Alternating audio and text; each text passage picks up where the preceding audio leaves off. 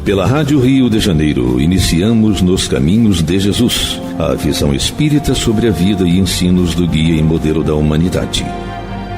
Produção e apresentação, Paulo Guedes. Olá, ouvintes, eu sou Paulo Guedes, estamos dando início a mais um programa Nos Caminhos de Jesus. Hoje vamos dar continuidade ao estudo da palavra dos lavradores maus. Estamos na parte 2, né? Vamos ter mais semana que vem. Hoje vamos estudar a passagem que está em Mateus, capítulo 21, versículo 33 a 39. Estudamos 32 a 35, agora vamos estudar de 36 a 39. E essa passagem sobre os lavradores, a gente já vinha estudando semana passada, e a de hoje ela diz o seguinte, o versículo, né? Depois enviou outros servos em maior número do que os primeiros, e eles fizeram-lhe o mesmo. No anterior, Jesus fala, né, que o dono de uma vinha construiu um lagar, uma torre, uma sede, arrendou para lavradores, e quando chegou o tempo da fruta, mandou os seus servos. E aí eles foram apedrejados, mortos, né, espancados. E aí aqui a continuidade. Depois enviou outros servos em maior número do que os primeiros, e eles fizeram-lhe o mesmo. E por último enviou-lhe seu filho, dizendo, terão respeito a meu filho. Mas os lavradores, vendo o filho, disseram entre si, este é o herdeiro, vinde, matemo-lo, e apoderemo-nos da sua herança. E lançando mão dele, o arrastaram para fora da vinha e o mataram. Isso aqui é uma alusão clara ao que fizeram com Cristo. Era o filho do dono da vinha, né?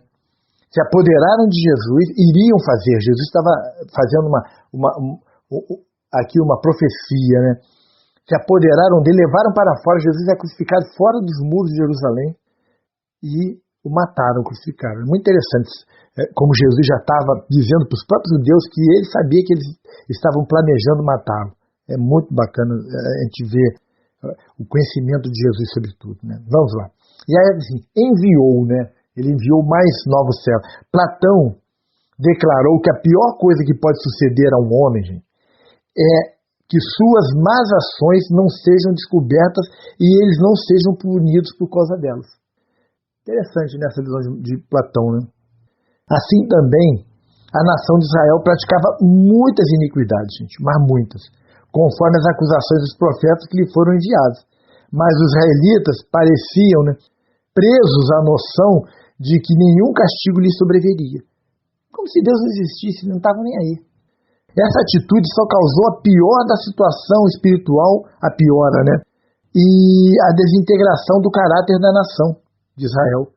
Porquanto, né, por fim, foram capazes de assassinar o próprio Messias. Jesus estava anunciando ali, mas o fato ocorreu. Chegando alguns a pensar que com isso estavam prestando um serviço a Deus. O fanatismo, a cegueira, às vezes ela fica tanto que as pessoas perdem a noção das coisas. O caráter moral da nação de Israel desintegrar-se completamente. A gente vê Israel lá com Moisés, com os profetas, e a gente vê como foi se distorcendo. E, gente, não é diferente do que aconteceu no cristianismo. Não é diferente. O cristianismo também se desintegrou. O caráter moral se desintegrou, a gente vê a Idade Média. E a gente vê a doutrina espírita, nós estamos andando hoje com o cristianismo redivivo, que é a doutrina espírita, e eu tenho visto algumas coisas que são assustadoras, que estão mostrando um desintegrar também da moral cristã espírita. Tem gente fazendo atrocidades dentro da doutrina e se dizendo seguidores de Jesus, seguidores de Kardec. Mas fazer o quê, né? A gente vamos fazendo a nossa parte aqui. Eu vou estudando, vou fazendo meus estudos, cada um segue do jeito que acredita que é o melhor caminho, né? A impiedade da nação não se modificou para melhor com a passagem do tempo. Porquanto a gente vai notar que houve um aumento do número de profetas enviados. A gente, estudando o Velho Testamento, é porque a grande maioria das pessoas não estuda o Velho Testamento, mas estudando o Velho Testamento, ele vê que surgiram os primeiros profetas, e aí alguns deles foram mortos, apedrejados, renegados, e aí começaram a chegar mais profetas. Mas isso serviu apenas para intensificar a violência dos lavradores, né? Ao invés de aumentar a produção do fruto de justiça, que deveria ter acontecido, resultado do ministério dos profetas, do trabalho que os profetas vieram fazer. Mas, simplesmente, Não aconteceu. Eles não estavam nem aí. E aí daqui se extrai a ideia de que os indivíduos pervertidos, que parecem poder escapar do castigo devido às suas más ações, são encorajados pelo fato e assim se tornam mais pervertidos. Que a pessoa começa a achar, vai dar nada, ninguém descobre. A gente vê hoje, a gente viu no nosso país aí tantos casos, né, de corrupção e mais coisas, porque as pessoas acreditam na impunidade. E na religião é a mesma coisa.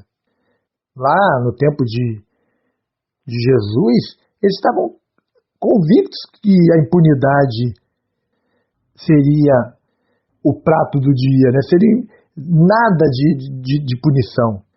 E eles acreditavam nisso. E aí continuaram sendo cada vez piores, né? Porque a pessoa vai piorando, porque ninguém me prende, ninguém me faz nada, não tem o castigo divino, não tem nada, e eles começam a acreditar nisso. Sócrates, que é um outro filósofo, dizia que a vida não examinada não é digna de ser vivida. Olha que frase interessante. A vida não examinada não é digna de ser vivida. Isso é uma boa doutrina, mas muitos existem que não se deixam convencer pela veracidade do conceito. Assim, a nação de Israel, a despeito de suas notáveis vantagens, que a gente viu agora há pouco, vivia essencialmente uma vida não examinada. As pessoas não faziam autoanálise, não olhavam para dentro de si, não analisavam o que estavam fazendo. Ignoravam ou perseguiam os que eram examinadores. Que eram examinadores? Os profetas, que vinham para dizer que estava errado, que o caminho correto de Deus era esse e não aquele. E aí começaram a persegui-los, porque eles começaram a mostrar, descortinar os erros, dizer, isso está errado, aquilo está errado, a lei divina diz isso, vocês estão agindo de forma contrária à lei divina. Moisés trouxe os 10 mandamentos, os 10 mandamentos falam isso, vocês estão fazendo aquilo. Era nesse sentido, e aí começaram a ser perseguidos. João Batista, o que ele fazia? Arrependei-vos, não era? Ele estava mandando as pessoas se arrependerem. E ele também. Os líderes do judaísmo não o consideravam. Isso é um fato, né? E aí está aqui. Por último, enviou-lhes o seu próprio filho. É a representação do Cristo, né? Marcos assinala ainda mais a natureza da nação do proprietário. Restava-lhe ainda seu filho amado. Marcos coloca assim. A escrita de Marcos é diferente, né? Tudo dava a entender que o proprietário tinha apenas um filho e que ele era o amado. A gente sabe que Jesus é o único filho de Deus, todos nós somos, mas na condição de espírito puro, para que estava aqui coordenando a terra, ele era o único. Era o espírito puro que era o governador espiritual da terra. Aí tudo bem, a gente entende, né? Lucas também dá o nome de amado. Interessante, tanto Lucas como Marcos dá. A gente vê em Lucas no capítulo 20, versículo 13. Lucas fala. E Marcos, que ele fala, no que eu falei agora há pouco, restava ainda seu filho amado, é Marcos capítulo 12, versículo 6. Só para deixar os registros aqui. A linguagem é deliberada e enfática, gente. Ali estava a personagem ímpar, aquele que merecia o respeito de todos, até mesmo de homens ímpios e insensatos. A condição espiritual de Jesus, como governador espiritual da terra, como espírito puro, ele merecia o respeito de todos. E é óbvio que a alusão é a Jesus, e que esse texto ensina o seu valor infinito e a sua posição acima de todos os profetas, porque todos os profetas foram enviados pelo próprio Cristo. Isso se vê especialmente na linguagem empregada. Os profetas eram apenas servos do proprietário, ao passo que Jesus era filho único e amado, isso na parábola. Então, há uma diferença muito grande. Primeiro vieram os servos, depois mais servos, e depois veio o próprio filho amado, né? Jesus, eu e o Pai somos se apontava como filhos de Deus, todos nós somos. Mas vamos entender a linguagem do Evangelho. Então, ele era o filho amado. Aquele espírito que já tinha alcançado a pureza, que já estava em comunhão plena com Deus, e que veio com o intuito de resolver essa questão da iniquidade que existia em Israel para a melhoria do mundo, mas deixou um legado fabuloso, maravilhoso, que é o Evangelho, mas foi crucificado. Pela morte dos servos, o proprietário não baixou nenhuma ordem de punição. A gente olhando o texto da parábola, a gente vê isso. Mas por causa da morte do seu filho, ele mandou matar a cada um daqueles homens miseráveis. Gente, isso é o que está na parábola. As pessoas, mas Deus não mandaria. Está na parábola, foi Jesus que disse. Não estou interpretando aqui se mandaria ou não. Eu gosto de estudar as coisas, vamos entender. Se Jesus disse, está dito. Assim também Deus, em sua grande misericórdia e longanimidade, após todos os insultos e violência de homens pouco mais elevados que os animais, que eram cobiçosos e atrevidos, enviou o maior de todos os tesouros, o nosso querido e amado Jesus. Deus manda Jesus para vir definitivamente implantar o reino dos céus na terra. Jesus veio e trouxe, assim, ele é o marco inicial da transformação. A gente percebe Jesus assim, o reino de Deus é chegado. Ele fala isso. E aí começa toda uma transformação. Ninguém pode deixar de ver nisso as atuações da graça divina, gente. É Deus mandando para nós as possibilidades de nós conquistarmos o reino dos céus, conquistarmos a felicidade. Os desejos de Deus visavam a receber os frutos da justiça. Nós produzirmos frutos de justiça que beneficiassem a todos. Mas não é isso que está acontecendo até hoje. E Deus não tem tacado diante de coisa nenhuma, não tem parado no decurso da história humana a fim de cumprir esse alvo. Continua mandando os seus profetas. A gente, na religião cristã, nós vamos entender como os santos, como a gente vê São Francisco, como a gente vê São Jerônimo, como a gente vê tantos santos, Santa Teresinha, Santa Clara, e tantos santos que vieram, são espíritos, que podemos dizer são os profetas, que vieram trazer para nós a recordação das leis divinas, nos chamando a atenção para isso. Gente, vamos fazer um pequeno intervalo e já retornamos com o programa Nos Caminhos de Jesus. Até já. Estamos apresentando Nos Caminhos de Jesus, a vida e ensinos do guia e modelo da humanidade. Apresentação, Paulo Guedes. Estamos de volta. Hoje estamos falando sobre a parábola dos labradores maus, segunda parte. Se você não viu a primeira parte, entre lá no site da rádio e veja o da semana passada, que tem a primeira parte.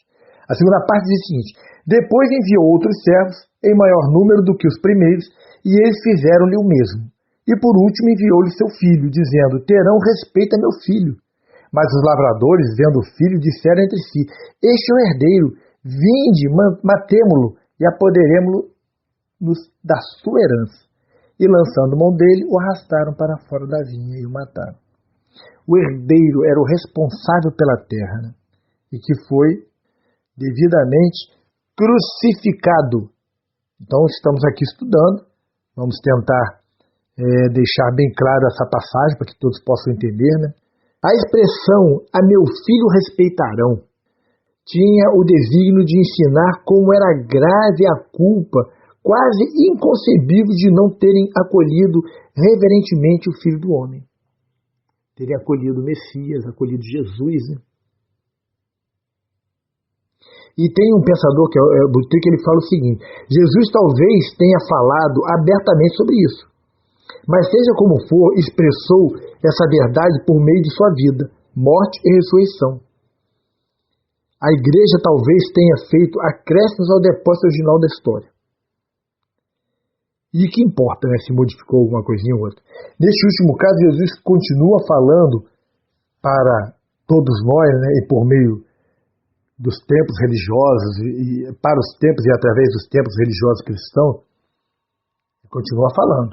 Podemos ser gratos pela igreja estar aqui, ou pelos tempos estarem aqui, pois ele se tornou para nós o mais alto motivo de sinfonia da história e da vida. Esse texto, né?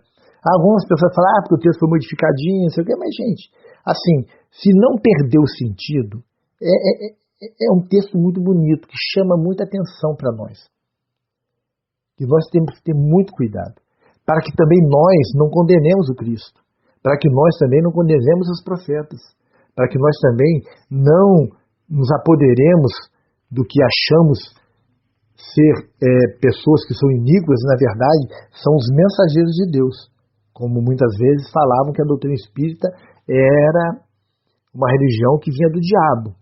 A gente tem que ter muito cuidado com esse tipo de colocação. Não vamos revidar, mas a gente vê que é a mesma coisa. Jesus também foi apontado como fazia parte com Beelzebub, o diabo, né? E a gente vê que nós espíritos muitas vezes somos acusados dessa forma.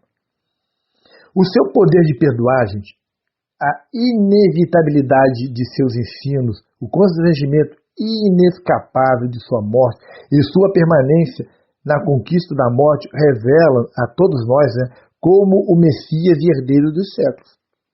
Tudo que aconteceu com Jesus, ele revela que ele era o Messias. Primeiro, tudo que ele fez, as curas, os sinais todos que ele deixou, andou sobre as águas, Jesus parou os ventos, Jesus deu sinais e mais sinais. Curou enfermidade, cegueira, pessoas coxas, os aleijados em si, os leprosos e mais, morre e ressuscita. E aí, temos reverenciado esse Filho de Deus, esse Jesus amado?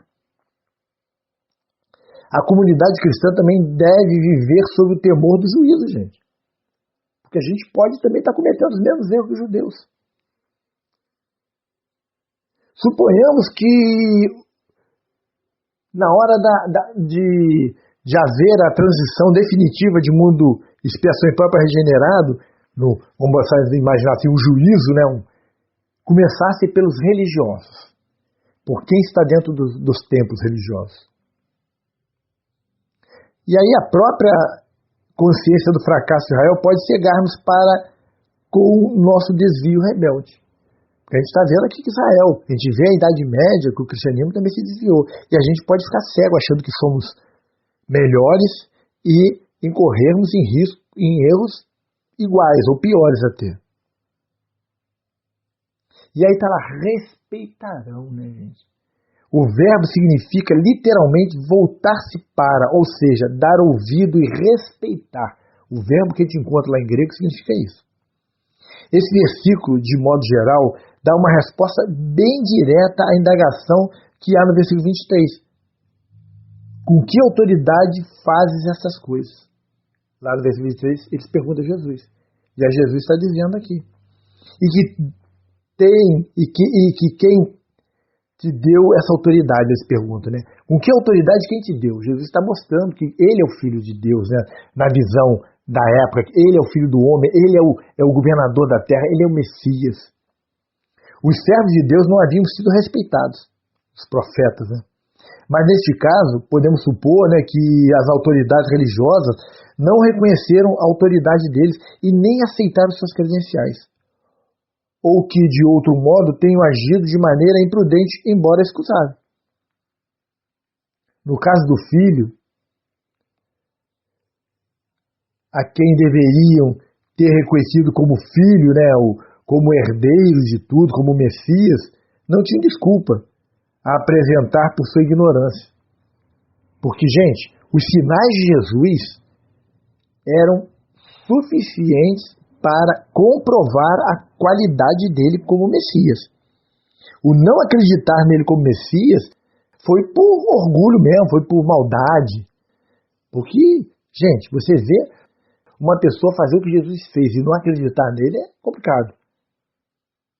Hoje a gente vê as coisas pela televisão, a gente sabe que tem truques, mas na época do Cristo, tocar num aleijado e a perna dele voltar ao normal, tocar num cego de nascença e ele voltar a ver, não era para se duvidar, né?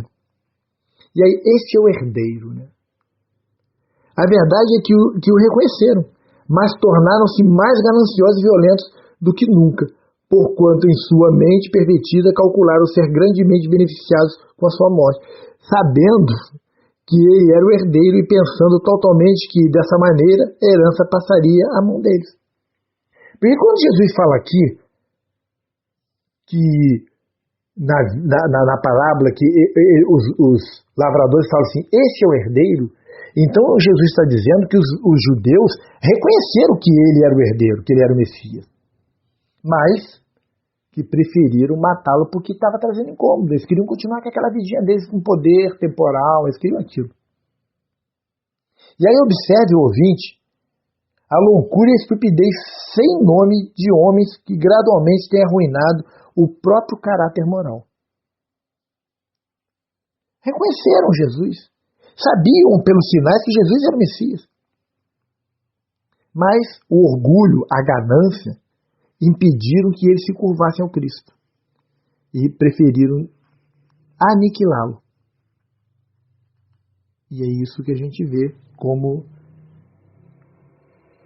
E essas palavras de Jesus revelam total conhecimento dos planos formados por aqueles homens. Jesus sabia o que eles estavam planejando. Já haviam planejado matá-lo, ele sabia disso. E Caifás, que era o sumo sacerdote, já dissera que era importante que um homem só morresse pela nação. Queriam matar Jesus, na visão deles, pela nação. E não falava em expiação, de ideia, nada, não. Eles queriam matar para matar mesmo. Eles queriam se livrar de Jesus, porque Jesus virou um incômodo para eles.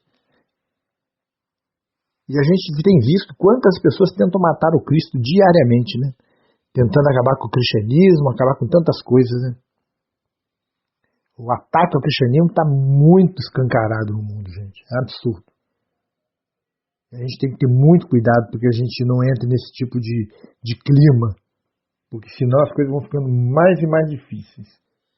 O que as autoridades religiosas temiam é que os seguidores de Jesus, entre os quais provavelmente havia muitos radicais que ainda nutriam a esperança de vê-lo derrubar o domínio romano, aguardando como estava um Messias político, guerreiro, poderiam provocar um levante popular. Também tinha essa visão judaica equivocada. Isso obrigaria os romanos a enviar tropas para pôr os judeus de volta no seu lugar de subserviência. Uma invasão romana, gente, certamente teria significado grande derramamento de sangue e carnificina em Israel, o que equivaleria à morte dessa nação. Eles iam matar todo mundo, né? E aí a morte de Jesus, na ideia de Caifás, evitaria toda essa tragédia. Às vezes a gente tem que tentar entender o que passa na cabeça das pessoas. Pode ter sido isso também. E a despeito desses pormenores, não visam ter paralelos exatos na história do Calvário. Não podemos deixar de ver que isso foi exatamente o que aconteceu. Jesus foi entregue ao julgamento pelos gentios e foi crucificado fora da cidade, como Jesus anunciou, que era a cidade santa, que era o grande símbolo da vinha de Deus. Foi tirado da vinha. A gente vê isso em João, capítulo 19, versículo 20, Hebreus, capítulo 13, versículo 12. E alguns intérpretes acreditam que o fato de o filho ter sido expulso da vinha também inclui a ideia de que Jesus foi excomungado da congregação judaica. Que ele estava excomungado, isso é claro, só pela atitude dos... Ele foi expulso da vinha, rejeitado total e oficialmente pelas autoridades religiosas. Então, foi pregado e executado na cruz. Foi dessa maneira que Israel atingiu o clímax dos seus erros, dos seus pecados nacionais e pessoais.